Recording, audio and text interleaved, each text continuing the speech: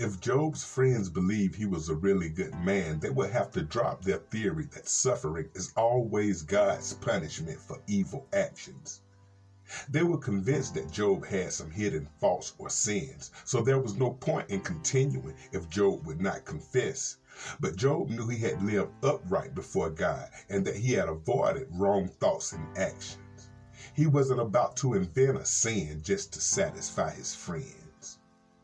Welcome back to the program, everybody. I'm Reverend Said, and today we're going to be reading Job chapter 31, verse 1 through 40, Job's final protest of innocence. And if you ain't did it already, please go ahead and hit that subscribe button, like, share, and comment on any video on this channel. All right, let's go ahead and begin our reading at Job chapter 31, verse 1 through 40. I made a covenant with my eyes not to look with lust at a young woman. For what has God above chosen for us? What is our inheritance from the Almighty on high? Isn't it calamity for the wicked and misfortune for those who do evil? Doesn't he see everything I do and every step I take? Have I lied to anyone or deceived anyone? Let God weigh me on the scale of justice, for he knows my integrity. If I have strayed from his pathway, or in my heart has lusted for what my eyes have seen, or if I am guilty of any other sin, then let someone else please eat the crop I have planted. Let all that I have planted be uprooted.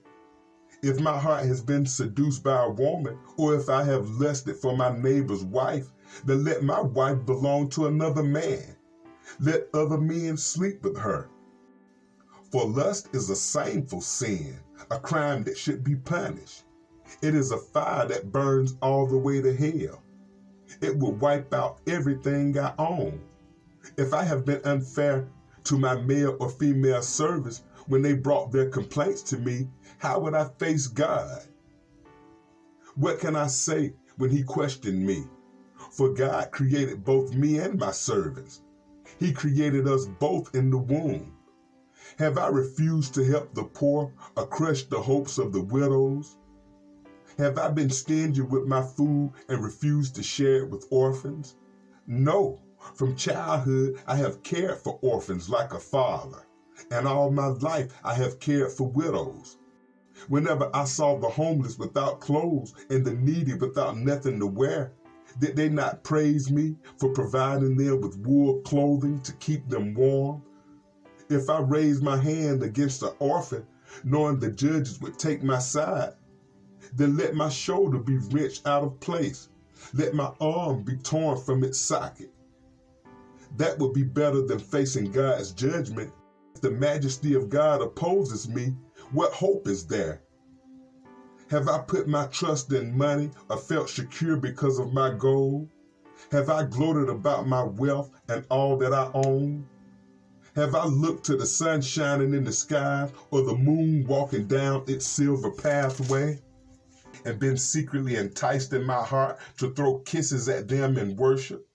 If so, I should be punished by the judges, for it would mean I have denied the God of heaven.